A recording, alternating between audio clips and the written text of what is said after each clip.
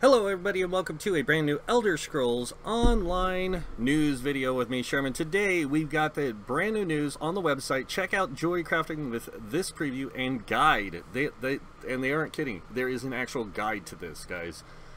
Amazing information. Amazing. So as you guys can see here, it says with Elder Scrolls Online Somerset, you can craft and improve your own rings, necklaces. Learn everything you need to know about the new jewelry crafting skill line, including the 6 new traits in this article and guide. The jewelry crafting arrives as part of ESO's Somerset chapter on June 5th for Xbox One and PS4, and early access on May 21st for PC and Mac. So, Rich says a few things here with jewelry crafting. The goal is to give players more freedom in how they build their characters.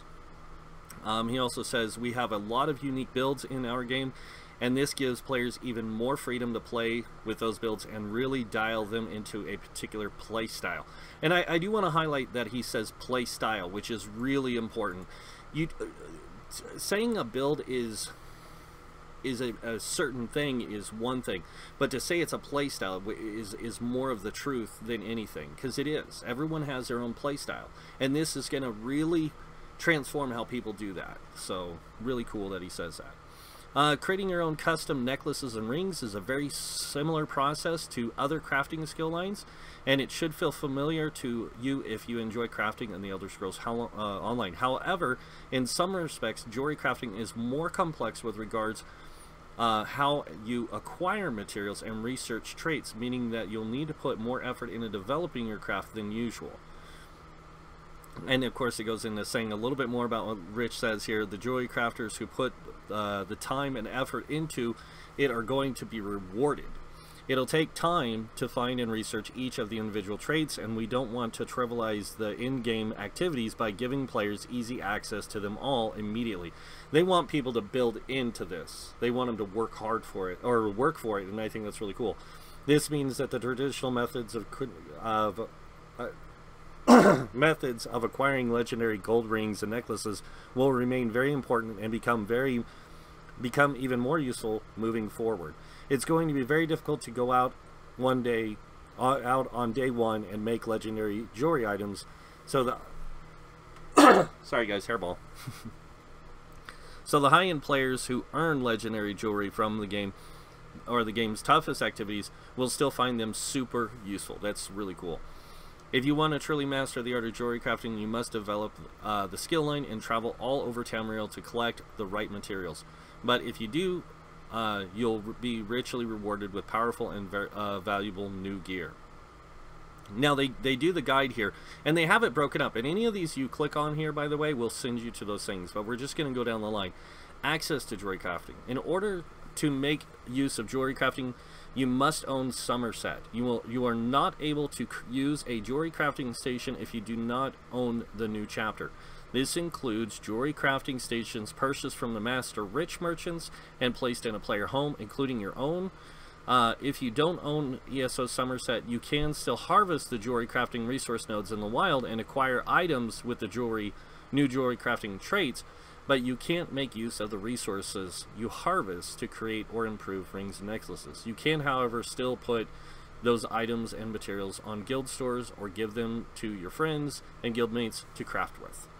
So that's pretty cool that they're doing that. I know a lot of people are upset about this, but I think that introducing a new system, sometimes you have to attach it to something, and I know a lot of people don't quite agree to that, and I'm not saying I agree, guys, but I see why they're doing it.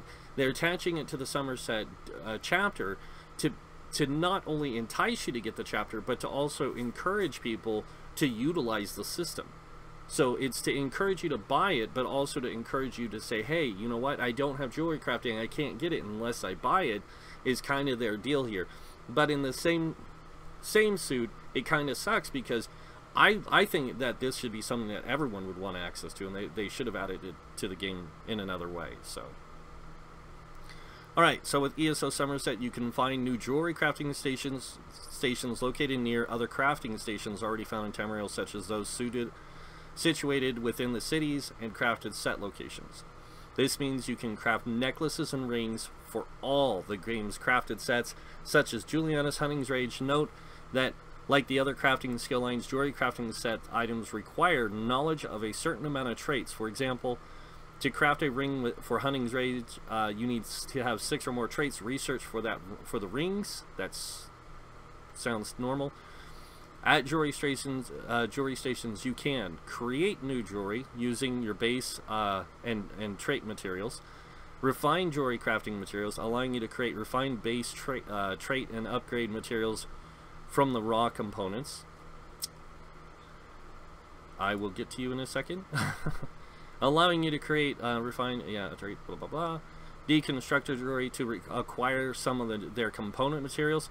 You can only deconstruct jewelry acquired after the release of Somerset. If you are unsure if an item can be deconstructed, check its tooltip. So in the tooltip, it will tell you whether an item can be deconstructed or not before and after the update. So, or sorry, after the update, it'll say that jewelry you got before cannot be deconstructed. Any jewelry after can be deconstructed, and it'll let you upgrade jewelry to improve their power using upgrade materials. Research jewelry traits, allowing you to unlock the ability to craft items with specific traits.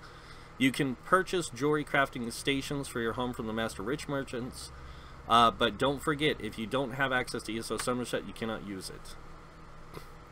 Jewelry crafting base materials. So we are getting some new base materials. It looks like to create your own jewelry, you must harvest unique crafting nodes called seams and collect the unrefined materials called dust. You can then refine this material into ounces to use in your crafting. Seams appear in the same kind of places that blacksmithing nodes appear, in rocky outcroppings, cliff faces, and other stony areas, and they can be found all over Tamriel. Dust gathered from the seams can be harvested by anyone, whether they own ESO Somerset or not, but they can only be refined into ounces at the jewelry crafting station. Based on both your engraver passive level and the character level, you'll be able to harvest different types of dust. So from 1 to 25 is pewter, from levels 26 to 50 is copper, champion level 10 to 60 is silver, champion level 70 to 140 is electrum, and champion level 150 to 160 is platinum. I have to say something. This takes me back to my old D&D days, because this is how the coin system worked, except they didn't have pewter. They had copper, silver, electrum, and platinum, and gold. So that's pretty cool. New jewelry crafting traits. You can use jewelry crafting traits to apply unique bonuses to your items, in addition to the traditional arcane, healthy, robust traits. ESO Somerset includes 6 new ones. Acquiring the ability to and materials to craft items with these traits is similar in some respects to traditional crafting skill lines, but there are some key differences with regards to how you can acquire jewelry with these new traits and materials. So we're gonna go over this a little bit, and then we're gonna kind of discuss some stuff. So the new jewelry crafting traits and materials have to be sought from very specific sources that are thematically appropriate to them, much like the way Nirnhone traits for weapons and armor are tied to Craglorn. You can find information on each trait and how to acquire the components materials below. So the first one is Arcane.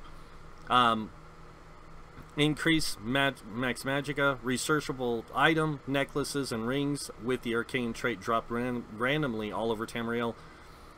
Trait material, Cobalt, acquired from refining jewelry crafting base materials. So healthy, increases max health, necklaces and rings with the healthy trait drop randomly all over Tamriel. Animated and Timoni, acquired by refining jewelry crafting base materials. Then robust, increase max stamina, necklace and rings of robust traits drop randomly all over Tamriel. Trait materials, zinc, acquired either by jewelry crafting base materials. So basically a lot of that. So next up, increases protective, increases physical and spell resistance, and it says researchable rings, necklaces and rings with the proactive trait have a rare chance to be found within undaunted chests. So this is really cool that this is being added to an undaunted chest. I think that's kind of nice. Titanium. Acquired as part of a daily dungeon rewards in the raw form and rarely in refined form. In order to create titanium, you must refine 10 pieces of the materials in its raw form. That's actually pretty cool.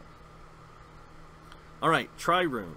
Increases health, magic, and stamina, and this is by 400 and something as of what we know right now, but it might change. A researchable ring is awarded at the end of the Somerset main quest line, and a researchable necklace is awarded at the end of the Sigic Order quest line. So Trirune you'll be able to get if you have Somerset and you complete these quests, and you'll be able to deconstruct them and then learn this trait. This is awesome. I'm stoked about this one. Dawn Prism, acquired from jewelry crafting nodes throughout Tamriel with a higher chance to be found in Somerset. In order to create Dawn Prism, you must refine 10 pieces of the materials in its pulverized raw form. Alright, now that's not too bad. I'm kind of excited for this myself. Infused, increases enchantment and effectiveness. Necklaces and rings with the infused trait have a chance to drop from the Sigic portals found all over Tamriel. Oh man. Arbic Amber is what it's called, is the trait material, and it's acquired from Sigic portals with a rare chance for a refined form. Note that Sigic portals only appear if they have the new Sigic Order skill line. It will only appear if you have the new Sigic Order skill line. In order to create Arbic Amber, you must refine 10 pieces of materials in its pulverized raw form. That's pretty cool.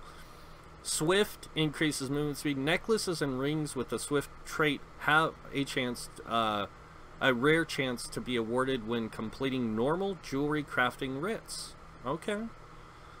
Gliding wax is what, or gilding wax is what the trade is, and it's purchased from master writ merchants for rich vouchers. So Swift is more of a farming thing, and they're telling you that. That's really cool. We'll go over all these in a second. Increases, so Harmony is the next one. This one increases synergy effects. Necklaces and rings with the Harmony trait have a chance to be awarded as part of the regular rewards for completing weekly trial quests.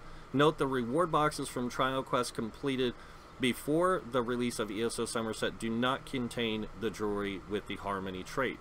So you can only get this after Somerset. Debilium, which is the trait for it, has a high chance to be acquired in refined form from weekly trial quest rewards. Okay, that's kind of cool. Bloodthirsty increases damage against low health foes. That's the trait effect. Researchable items, necklaces and rings within the Bloodthirsty trait have a chance to be awarded when you complete the new Cyrodiil daily board quest. Note, not the repeatable quest. So this is a new board quest they're adding to Cyrodiil, and you'll be able to get the ring from it, or have a chance of getting rings and necklaces from it to research the traits. Trait materials, Slaughterstone, acquired in refined form from the war research vendor in Cyrodiil for alliance points.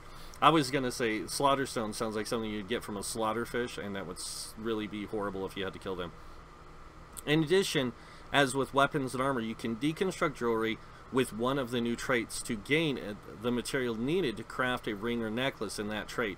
When you deconstruct jewelry, you will only ever obtain a pulverized form of its trait material, which must be refined into a usable form. And they show a screenshot here of them refining all these different traits and stuff like that, or researching them. That's pretty cool.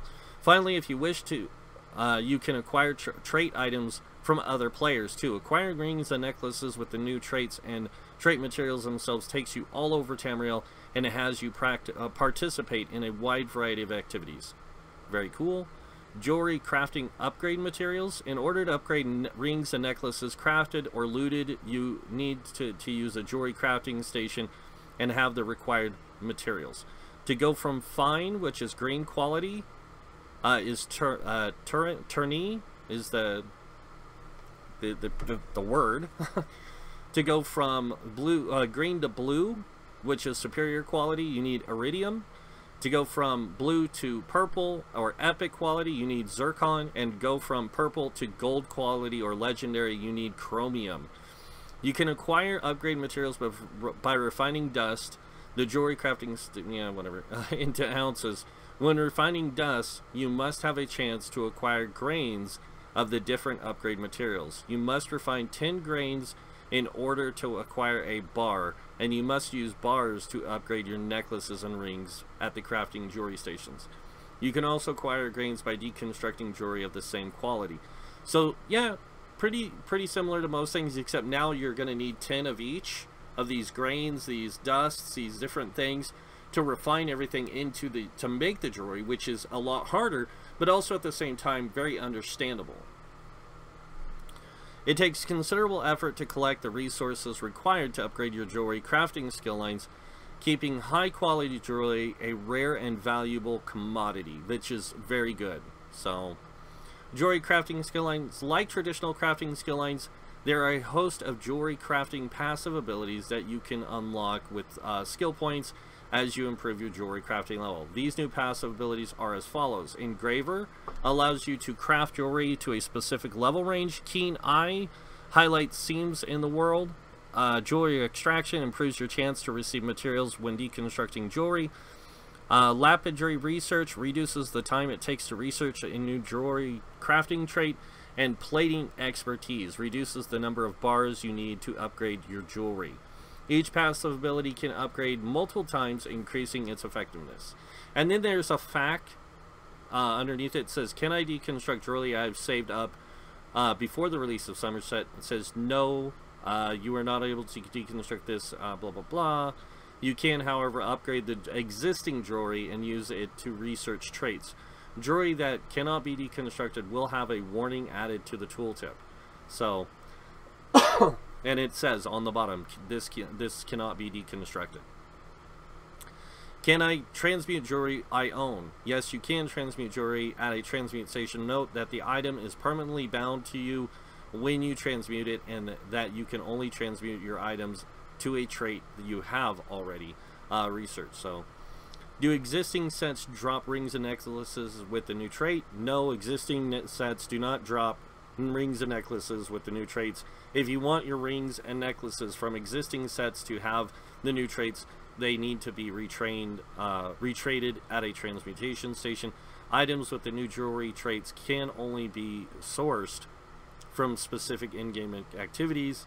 It says, how can I become a certified to do jewelry crafting quest? Speak with the High Elf Fellerin to begin your jewelry crafting certification quest. He can only be found just outside the crafting station at the city of Alanor in Somerset. Are there master crafting writs for jewelry crafting? Yes. Is crafted jewelry bound to your account when created? No. Can I find intricate or ornate jewelry? Yes. Ugh. In the wild, intricate jewelry conveys a bonus to inspiration when deconstructed, and ornate jewelry. Okay. Can I see jewelry I create on my character? No. As always, when you equip a piece of jewelry, either rings or a necklace, you are not to see it on your character. Okay, they're just asking if it, if it appears on the character. Okay. Can I research more than one jewelry trait at once? No. Where can I acquire jewelry crafting stations for my home? We already know. The crafting rich merchant. Are something the golden wares changing due to the inclusion of jewelry crafting? Not at this time. We always keep an eye on player markets and how people make use of the golden wares. This is Hosby, whatever, Abadoro. This is the gold merchant in Cyrodiil, and they're asking if whether or not they're going to quit carrying gold jewelry. They are going to keep carrying it at this time, but they're going to keep an eye on the market to see how things go and feedback. For now, though, we are not changing what she carries or how she decides what she sells or on any given weekend. So, are we still able to acquire gold quality jewelry in game without crafting it? Yes, at present we are not changing the existing source of gold quality jewelry in any way. We are always monitoring feedback and player behavior in regards to those sources, of course, and we may act on that data at a later date. Am I able to tell what jewelry can and cannot be? Yes, they already explained it. Are there jewelry crafting survey reports? Yes. So, and then going on here, With ESO Somerset's jewelry crafting, you'll finally be able to create your own custom rings and necklaces, giving you even more opportunities to tailor your character and build. Are you going to dive into jewelry crafting when ESO Somerset goes live? Blah, blah, blah. And it just repeats what they said above. So, really, oh man, I just can't say. Like, I love the way they did the traits and how you get them. I think that's a really good idea. I think that's something that the game needs, is it needs to have one crafting thing that is really hard to do, but also very rewarding in the long run. And this jewelry crafting sounds like the one they picked to be very rewarding in the long run, instead of like other games where they would make it to where like legendary gear drops in specific places and it's the only way you can get it. Like we had before this, the only way you could get legendary gear was to upgrade gear to that quality or play trials, lots and lots of trials. And now we don't have to do that. We can actually, you know, not just do that, but we can also do that and be rewarded for playing trials, for playing dungeons, for playing this and playing that. This is really cool. I like it. I think it's really awesome. So other than that, there's not really anything else I can talk about with the jewelry crafting except give my thoughts and opinions. And honestly, I just think it's really cool. I think it's something that the game very much needed. How do I feel about it being attached to the Somerset? I'm gonna have to say I'm 50-50 on that. Like, I agree that it needs to, Somerset needs something to make it stand out, but at the same time I think that it's something that should be base game. But we'll have to see how things go. It might become base game next year, guys, just like they did with the Battlegrounds. Next year they might announce, hey, they were going to make jewelry crafting part of the base game for those who want it. Do I agree with that kind of marketing stuff? No, I don't. I think that it's garbage, personally. But at the same time, I understand why they're doing it. So it's kind of, like I said, it's 50-50. So, but other than that, I do want to say this. If you guys like this video, hit that like button. If you guys want to see more videos by me or just watch the news by me, you can hit that subscribe button. Other than that, I want to thank you all for watching. Until next time, have a wonderful day, and this guy might see you in game. Bye.